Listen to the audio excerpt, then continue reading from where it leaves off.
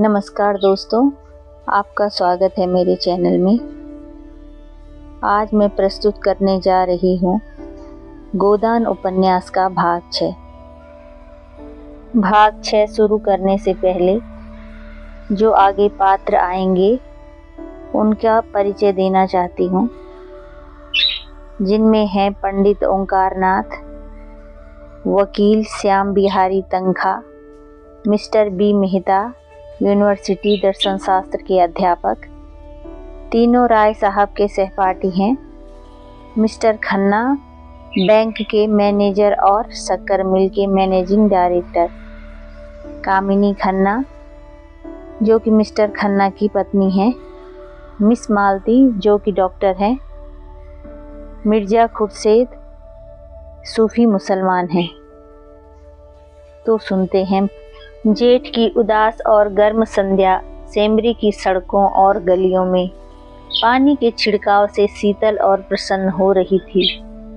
मंडप के चारों तरफ फूलों और पौधों के गमले सजा दिए गए थे और बिजली के पंखे चल रहे थे। राय साहब अपने कारखाने में बिजली बनवा लेते थे। उनके सिपाही वर्दियां डाले, नीले सांफे बांधे जनता पर रोब जमाते फिरते थे। नौकर उजले कुर्ते पहने और केसरिया पाग बांधे मेहमानों और मुखियों का आदर सत्कार कर रहे थे।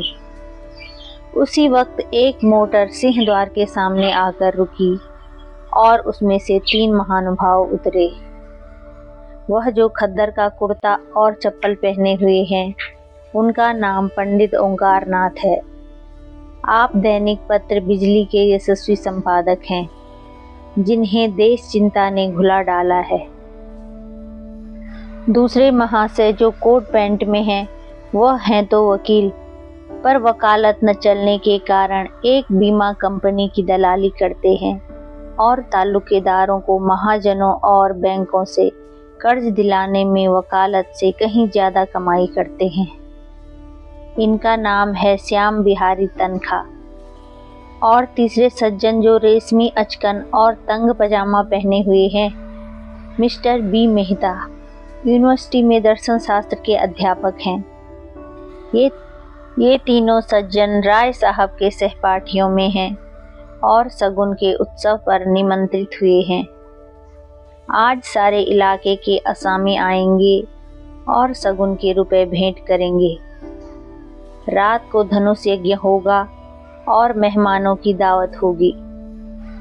होरी ने 5 रुपए शगुन के दे दिए हैं और एक गुलाबी मिर्जेई पहने, गुलाबी पगड़ी बांधे, घुटने तक कछनी काछे, हाथ में एक खुरपी लिए और मुख पर पाउडर लगाए राजा जनक का माली बन गया है और गरूर से इतना फूला हुआ है मानो वह सारा उत्सव उसी के पुरुषार्थ से हो रहा है। राय साहब ने मेहमानों का स्वागत किया। दोहरे बदन के ऊंचे आदमी थे, गठा हुआ शरीर, तेजस्वी चेहरा, ऊंचा माथा, गोरा, जिस पर सरबती रेशमी चादर खूब खिल रही थी। पंडित ओंकारनाथ ने पूछा, अब की कौन सा नाटक खेलने का विचार है? मेरे रस की तो यही वस्तु है। राय साहब ने तीनों सज्जनों को अपनी रावटी के सामने कुर्सी पर बिठाते हुए कहा, पहले तो धनुष यज्ञ होगा, उसके बाद एक प्रहसन। नाटक कोई अच्छा न मिला, कोई तो इतना लंबा कि शायद 5 घंटे में भी खत्म न हो, और इतना क्लिष्ट कि शायद यहाँ एक व्यक्ति भी उसका अर्थ न समझे। आखिर मैंने स्वयं एक प्रहसन लिख डाला जो 2 घंटे में पूरा हो जाएगा। ओंकारनाथ को राय साहब की रचना शक्ति में बहुत संदेह था। उनका ख्याल था कि प्रतिभा तो गरीबी ही में चमकती है, दीपक की भांति, जो अंधेरे ही में अपना प्रकाश दिखाता है। उपेक्षा के साथ जिसे छिपाने की भी उन्होंने चेष्टा नहीं की। पंडित ओंकारनाथ ने मुंह फेर लिया। मिस्टर तनखा इस बेमतलब की बात में न पड़ना चाहते थे, फिर भी राय साहब को दिखा देना चाहते थे कि इस विषय में उन्हें कुछ बोलने का अधिकार है। बोले, नाटक कोई भी अच्छा हो सकता है अगर उसके अभिनेता अच्छे हों। अच्छे से अच्छा नाटक बुरे अभिनेताओं के हाथ में पड़कर बुरा हो सकता है।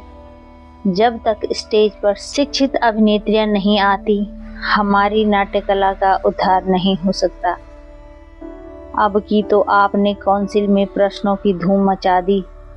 मैं तो दावे के साथ कह सकता हूँ कि किसी मेंबर का रिकॉर्ड इतना शानदार नहीं है। दर्शन के अध्यापक मिस्टर मेहता इस प्रशंसा को सहन न कर सकते थे।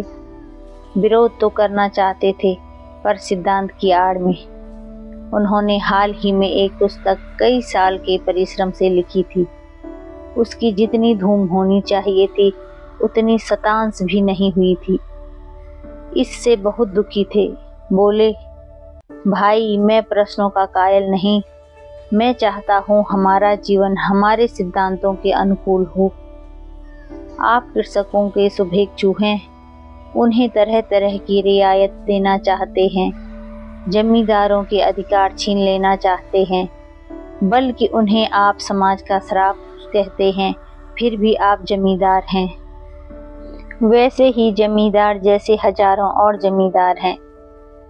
अगर आपकी धारणा है कि कृषकों के साथ रियायत होनी चाहिए, तो पहले आप खुद शुरू करें। काश्तकारों को बगैर नजराने लिए पट्टे लिख दें, बेगार बंद कर दें, इजाफा लगान को तिलांजलि दे दें, चरावर जमीन छोड़ दें।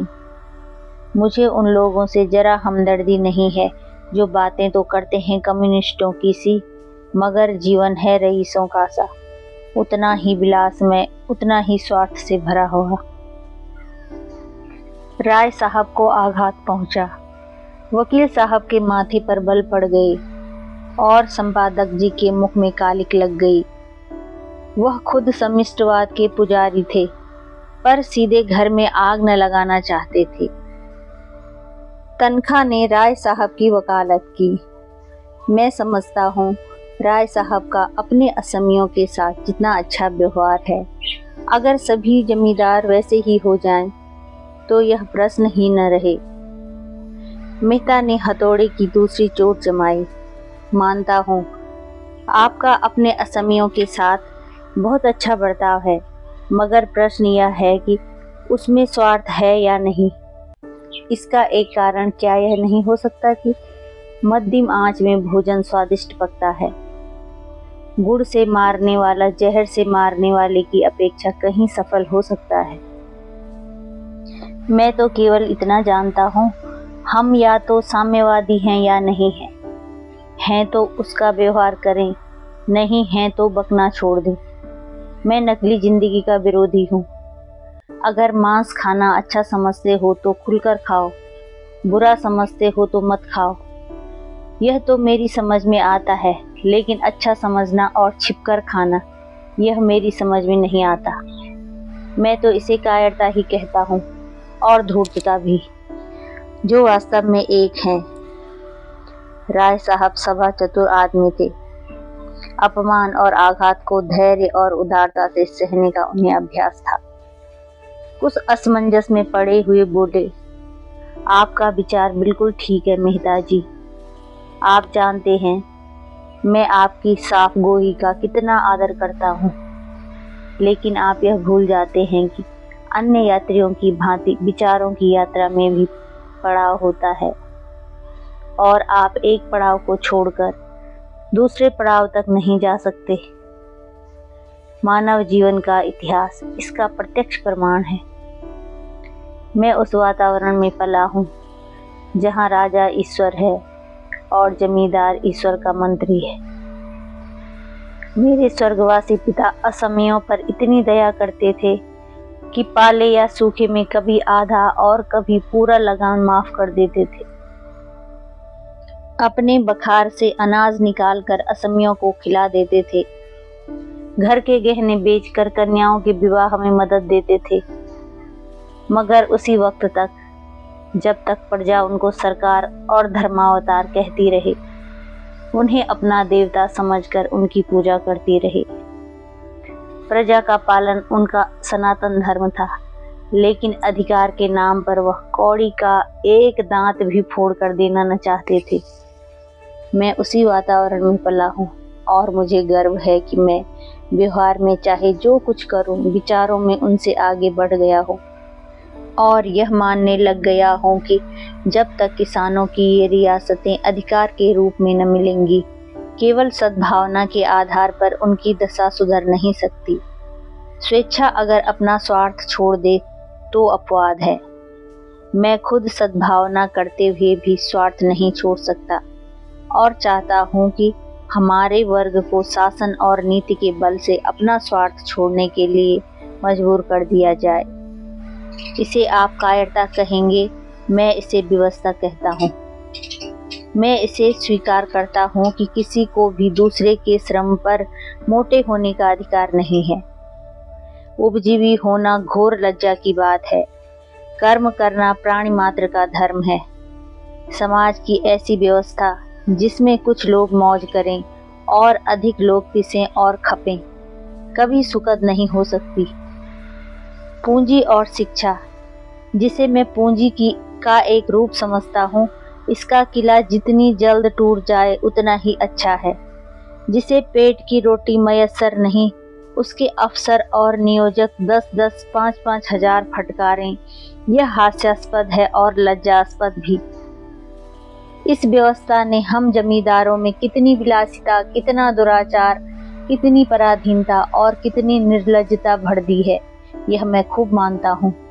लेकिन मैं इन कारणों से इस व्यवस्था का विरोध नहीं करता। मेरा तो यह कहना है कि अपने स्वार्थ की दृष्टि से भी इसका अनुमोदन नहीं किया जा सकता।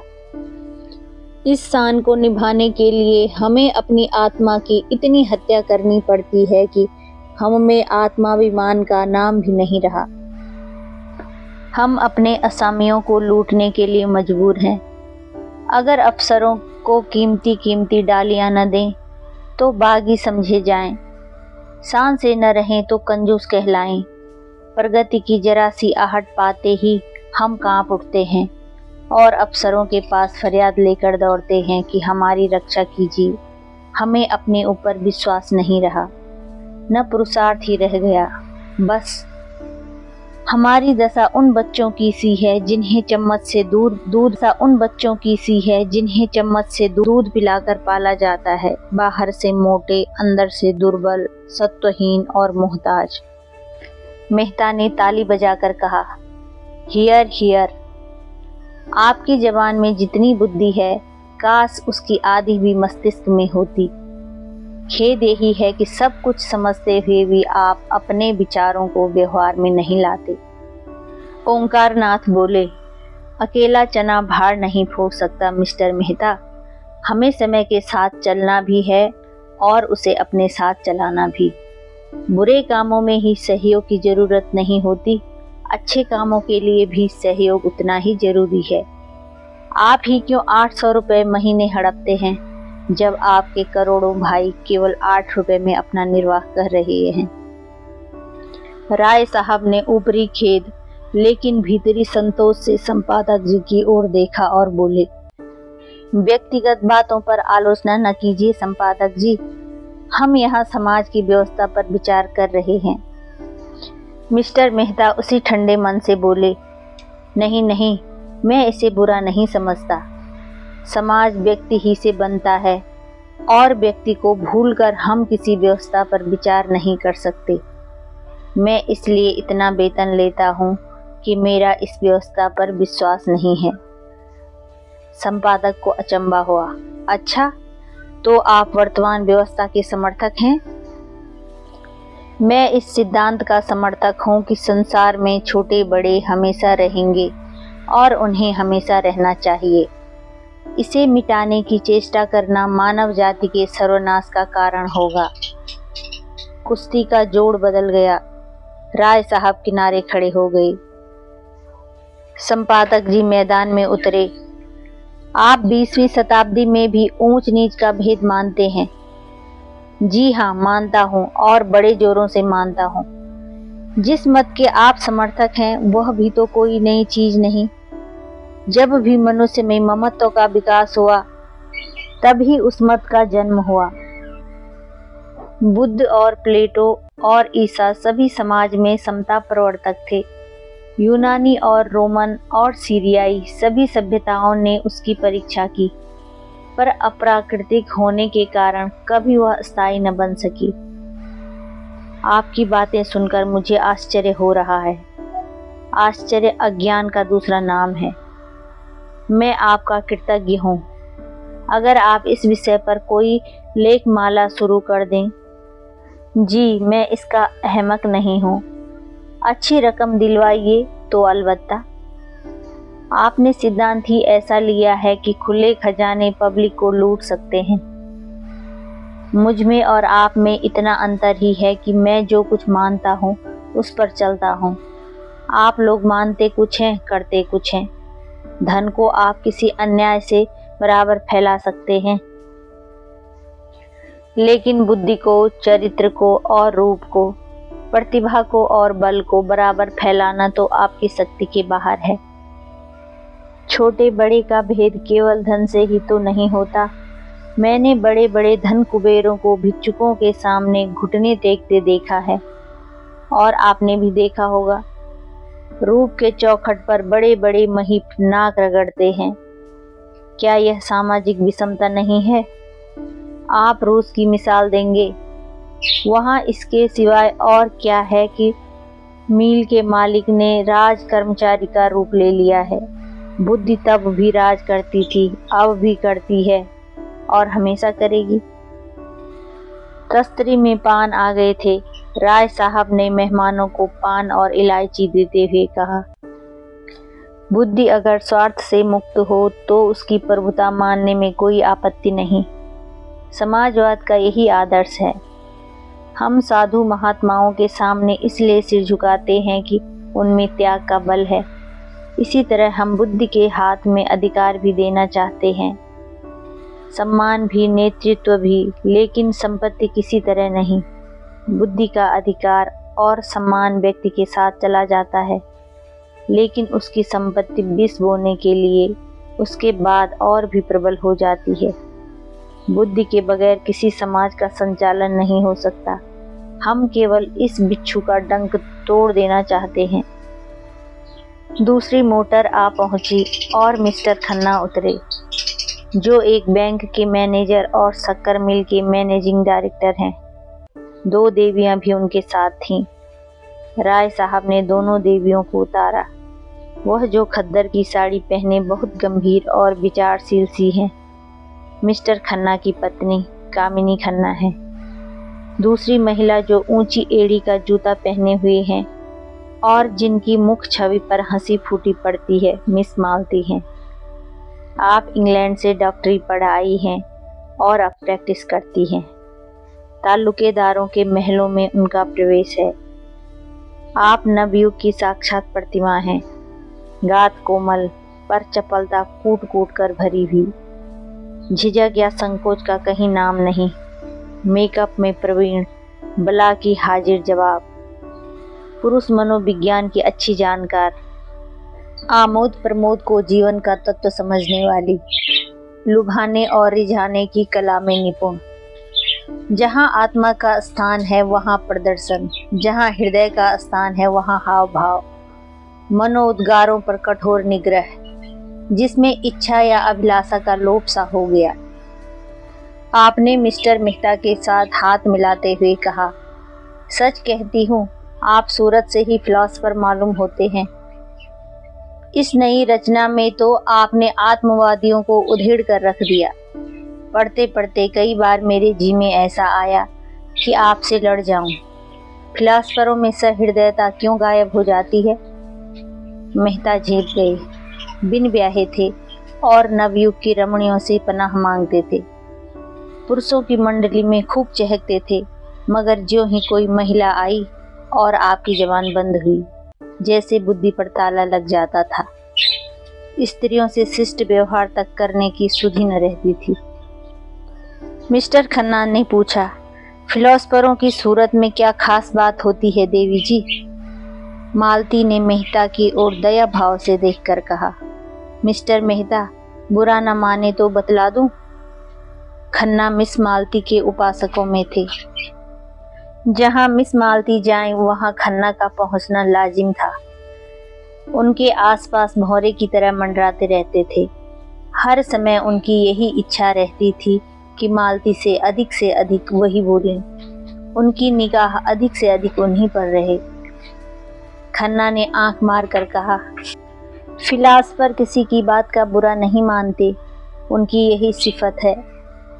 तो सुनिए, फिलासफर हमेशा मुर्दा दिल होते हैं। जब देखिए अपने विचारों में मगन बैठे हैं, आपकी तरफ ताकेंगे मगर आपको देखेंगे नहीं। आप उनसे बातें किए जाएं, कुछ सुनेंगे नहीं, जैसे सुनने में उड़ रहे हों। सब लोगों ने कहा मारा।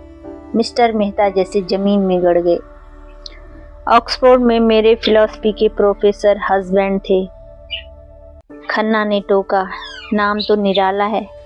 मिस्टर मेहता भी तो कुंवारे हैं। यह रोग सभी फिलॉसफरों को होता है। अब मेहता को अवसर मिला, बोले, आप भी इसी मरज में गिरफ्तार हैं।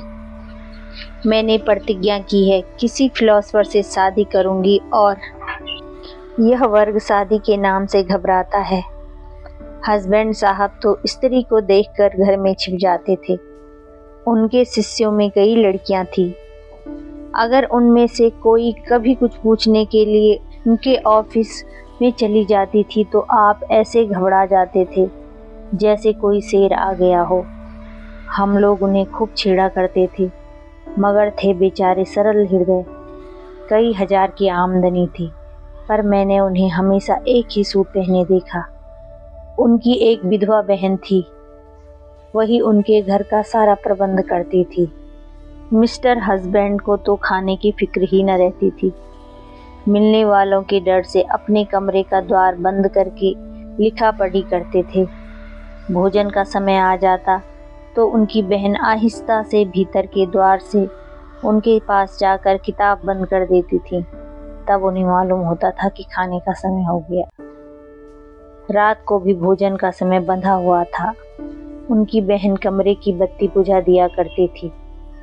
एक दिन बहन ने किताब बंद करनी चाहिए तो आपने पुस्तक को दोनों हाथों से दबा लिया और भाई बहन में जोर आजमाई होने लगी। आखिर बहन उनकी पहिएदार कुर्सी खींचकर भोजन के कमरे में लाई। राय साहब बोले, मगर मेहता साहब तो बड़े खुशमिजाज और मिलनसार हैं, नहीं इस हंगामे में क्यों आते? तो आप फिलॉसफर न होंगे। जब अपनी चिंताओं से हमारे सिर में दर्द होने लगता है तो विश्व की चिंता सिर पर लाद कर कोई कैसे प्रसन्न रह सकता है? उधर संपादक जी श्रीमती खन्ना से अपनी आर्थिक कठिनाइयों की कथा कह रहे थे। बस यूं समझिए श्रीमती जी कि संपादक जी का जीवन एक दीर्घ विलाप है, जिसे सुनकर लोग दया करने के बदले कानों पर हाथ रख लेते हैं। बेचारा न अपना उपकार कर सके न औरों का। पब्लिक उससे आशा तो यह रखती है कि हर एक आंदोलन में वह सबसे आगे रहे, जेल जाए, मार खाए, घर के माल असबाब की कुर्की कराए। यह उसका धर्म समझा जाता है, लेकिन उसकी कठिनाइयों की ओर किसी का ध्यान नहीं हो तो वह सब कुछ। उसे हर एक विद्या, हर एक कला में पारंगत होना चाहिए, लेकिन उसे जीवित रहने का अधिकार नहीं। आप तो आजकल कुछ लिखती ही नहीं। आपकी सेवा करने का जो थोड़ा सा सौभाग्य मुझे मिल सकता है, उससे क्यों मुझे वंचित रखती हैं? मिसेज खन्ना को कविता लिखने का शौक था। इस नाते से संपादक जी कभी कभी उनसे मिल आया करते थे, लेकिन घर के काम धंधों में व्यस्त रहने के कारण बहुत दिनों से कुछ लिख नहीं सकी थी। सच बात तो यह है कि संपादक जी ने ही उन्हें प्रोत्साहित करके कवि बनाया था। सच्ची प्रतिभा उनमें बहुत कम थी। क्या लिखूं, कुछ सूझता ही नहीं। आपने कभी मिस मालती से कुछ लिखने को नहीं कहा? संपादक जी उपेक्षा भाव से बोले, उनका समय मूल्यवान है कामिनी देवी। लिखते तो वे लोग हैं जिनके अंदर कुछ दर्द है, कुछ अनुराग है, लगन है, विचार है। जिन्होंने धन और भोग विलास को जीवन का लक्ष्य बना लिया, वह क्या लिखेंगे? कामिनी ने ईर्ष्या मिश्रित विनोद से कहा, अगर आप उनसे कुछ लिखा सकें तो आपका प्रचार दुगना हो जाए। लखनऊ में तो ऐसा कोई रसिक नहीं है जो आपका ग्राहक न बन जाए। अगर धन मेरे जीवन का आदर्श होता तो आज इस दशा में मैं न होता। मुझे भी धन कमाने की कला आती है। आज चाहूँ तो लाखों कमा सकता हूँ, लेकिन यहाँ तो धन को कभी कुछ समझा ही नहीं। साहित्य की सेवा अपने जीवन का ध्येय है और रहेगा। कम से कम मेरा नाम तो ग्राहकों में लिखवा दीजिए। आपका नाम ग्राहकों में नहीं, संरक्षकों में लिखूंगा। संरक्षकों में रानियों महारानियों को रखिए, जिनकी थोड़ी सी खुशामद करके आप अपने पत्र को लाभ की चीज बना सकते हैं। मेरी रानी महारानी आप हैं। मैं तो आपके सामने किसी रानी महारानी की हकीकत नहीं समझता। जिसमें दया और विवेक है वही मेरी रानी है। खुशामद से मुझे घृणा है।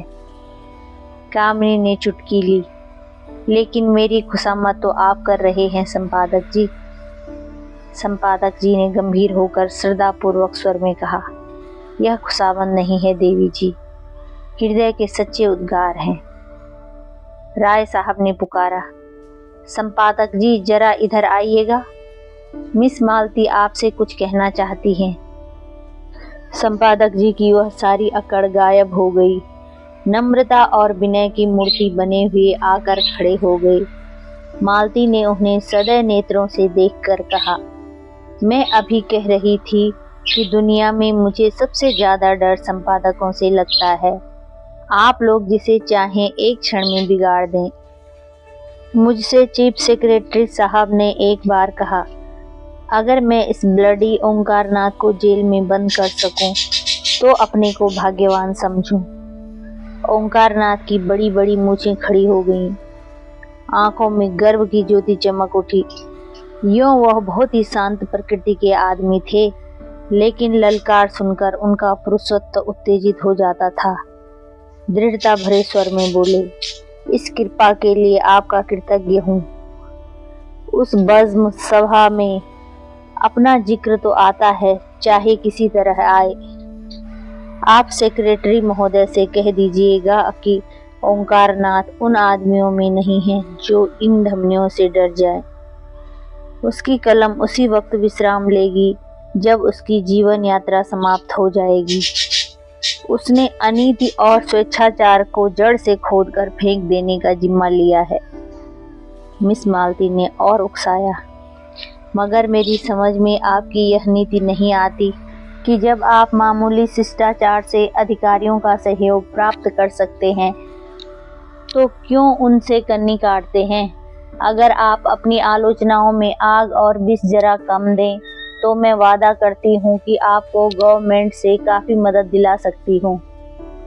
जनता को तो आपने देख लिया, उससे अपील की, उसकी खुशामद की, अपनी कठिनाइयों की कथा कही, मगर कोई नतीजा न निकला। अब जरा अधिकारियों को भी आजमा देखिए। तीसरे महीने आप मोटर पर न निकलने लगें और सरकारी दावतों में निमंत्रित न होने लगें तो मुझे जितना चाहे कोसिएगा। तब यही रईस और नेशनलिस्ट जो आपकी परवाह नहीं करते आपके द्वार के चक्कर लगाएंगे। ओंकारनाथ अभिमान के साथ बोले, यही तो मैं नहीं कर सकता देवी जी। मैंने अपने सिद्धांतों को सदैव ऊंचा और पवित्र रखा है और जीते जी उनकी रक्षा करूंगा। दौलत के पुजारी तो गली गली मिलेंगे, मैं सिद्धांत के पुजारियों में हूँ। मैं इसे दंभ कहती हूँ। आपकी इच्छा, धन की आपको परवाह नहीं है, सिद्धांतों का खून करके नहीं, तो आपके पत्र में विदेशी वस्तुओं के विज्ञापन क्यों होते हैं? मैंने किसी भी दूसरे पत्र में इतने विदेशी विज्ञापन नहीं देखे। आप बनते तो हैं आदर्शवादी और सिद्धांतवादी, पर अपने फायदे के लिए देश का धन विदेश भेजते हुए आपको जरा भी खेद नहीं होता। आप किसी तर्क से इस नीति का समर्थन नहीं कर सकते। ओंकारनाथ के पास सचमुच कोई जवाब न था। उन्हीं बगलें झांकते देखकर राय साहब ने उनकी हिमायत की। तो आखिर आप क्या चाहती हैं? इधर से भी मारे जाएं, उधर से भी मारे जाएं तो पत्र कैसे चले? मिस मालती ने दया करना न सीखा था। पत्र नहीं चलता तो बंद कीजिए। अपना पत्र चलाने के लिए आपको विदेशी वस्तुओं के प्रचार का कोई अधिकार नहीं। अगर आप मजबूर हैं तो सिद्धांत का ढोंग छोड़िए। मैं तो सिद्धांतवादी पत्रों को देखकर जल उठती हूँ। जी चाहता है दिया सलाई दिखा दूं। जो व्यक्ति कर्म और वचन में सामंजस्य नहीं रख सकता, वह और चाहे जो कुछ हो, सिद्धांतवादी नहीं है। मेहता खिल उठे। थोड़ी देर पहले उन्होंने खुद इसी विचार का प्रतिपादन किया था। उन्हें मालूम हुआ कि इस रमणी में विचार की शक्ति भी है, केवल तितली नहीं है। संकोच जाता रहा। यही बात अभी मैं कह रहा था। विचार और व्यवहार में सामंजस्य का न होना ही धूर्तता है, मक्कारी है। मिस मालती प्रसन्न मुख से बोली, तो इस विषय में आप और मैं एक हैं, और मैं फिलासफर होने का दावा कर सकती हूँ। खन्ना की जीभ में खुजली हो रही थी। बोले, आपका एक एक अंग फिलॉसफी में डूबा हुआ है।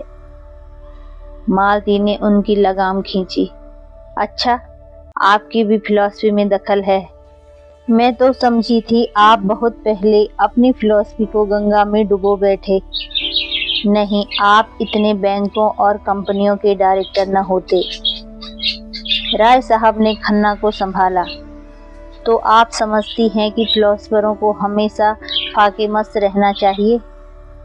जी हाँ, फिलॉसफर अगर मोह पर विजय न पा सके तो फिलॉसफर कैसा? इस लिहाज से तो शायद मिस्टर मेहता भी फिलॉसफर न ठहरे। मेहता ने जैसे आस्तीन चढ़ाकर कहा, मैंने तो कभी यह दावा नहीं किया राय साहब। मैं तो इतना ही जानता हूँ कि जिन औजारों से लोहार काम करता है, उन्हीं औजारों से सोनार नहीं करता।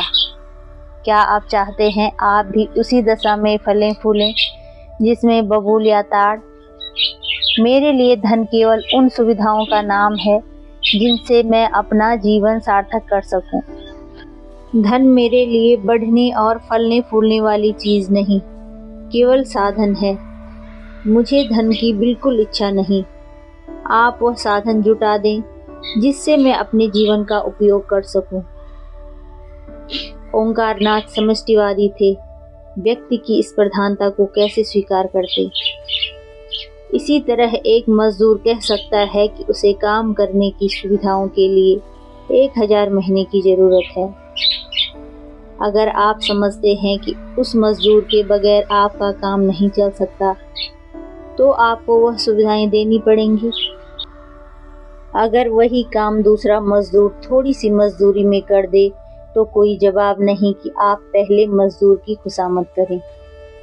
अगर मजदूरों के हाथ में अधिकार होता, तो मजदूरों के लिए स्त्री और शराब भी उतनी ही सुविधा हो जाती जितनी फिलॉसफरों के लिए। तो आप विश्वास मानिए, मैं उनसे ईर्ष्या न करता। जब आपका जीवन सार्थक करने के लिए स्त्री इतनी आवश्यक है, तो आप शादी क्यों नहीं कर लेते? मेहता ने निसंकोच भाव से कहा, इसलिए कि मैं समझता हूँ मुक्त भोग आत्मा के विकास में बाधक नहीं होता। विवाह तो आत्मा को और जीवन को पिंजरे में बंद कर देता है। खन्ना ने इसका समर्थन किया। बंधन और निग्रह पुरानी थ्योरियां हैं, नई थ्योरी है मुक्त भोग। मालती ने चोटी पकड़ी। तो अब मिसेज खन्ना तलाक के लिए तैयार रहना चाहिए। तलाक का बिल पास तो हो, शायद उसका पहला उपयोग आप ही करेंगे। कामिनी ने मालती की ओर विष भरी आंखों से देखा और मुंह सिकोड़ लिया, मानो कह रही है, खन्ना तुम्हें मुबारक रहें, मुझे परवाह नहीं। मालती ने मेहता की तरफ देखकर कहा, इस विषय में आपके क्या विचार हैं मिस्टर मेहता? मेहता गंभीर हो गए। वह किसी प्रश्न पर अपना मत प्रकट करते थे तो जैसे सारी आत्मा उसमें डाल देते थे। विवाह को मैं सामाजिक समझौता समझता हूँ और उसे तोड़ने का अधिकार न पुरुष को है न स्त्री को। समझौता करने से पहले आप स्वाधीन हैं। समझौता हो जाने के बाद आपके हाथ कट जाते हैं। तो आप तलाक के विरोधी हैं क्यों? पक्का? और मुक्त भोग वाला सिद्धांत? वह उनके लिए है जो विवाह नहीं करना चाहते। अपनी आत्मा का संपूर्ण विकास सभी चाहते हैं, फिर विवाह कौन करे और क्यों करे? इसलिए कि मुक्ति सभी चाहते हैं, पर ऐसे बहुत कम हैं जो लोभ में अपना गला छुड़ा सकें। आप श्रेष्ठ किसे समझते हैं, विवाहित जीवन को या अविवाहित जीवन को?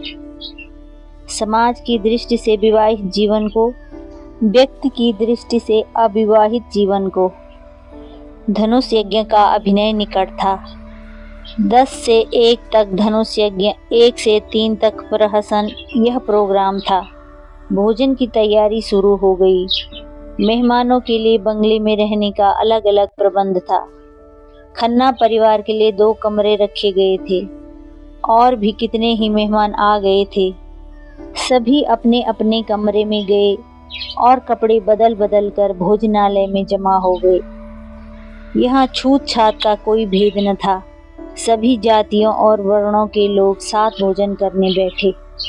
केवल संपादक ओंकारनाथ सबसे अलग अपने कमरे में फलाहार करने गए और कामिनी खन्ना को सिरदर्द हो रहा था। उन्होंने भोजन करने से इनकार किया।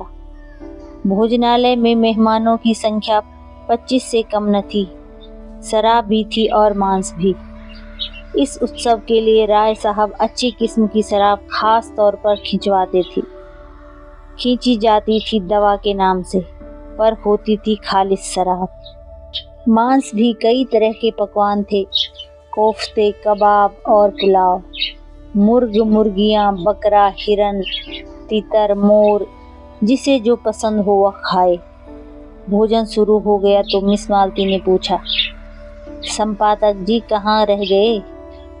किसी को भेजो, राय साहब उन्हें पकड़ लाए। राय साहब ने कहा, वह वैष्णव हैं, उन्हें यहाँ बुलाकर क्यों बेचारे का धर्म नष्ट करोगी? बड़ा ही आचारनिष्ठ आदमी है। अजी और कुछ न सही, तमाशा तो रहेगा। सहसा एक सज्जन को देखकर उसने पुकारा, आप भी तशरीफ रखते हैं मिर्जा खुर्शीद? यह काम आपके सुपुर्द। आपकी लियाकत की परीक्षा हो जाएगी। 6वां भाग अभी बाकी है, तो फिर मिलते हैं अगले वीडियो में।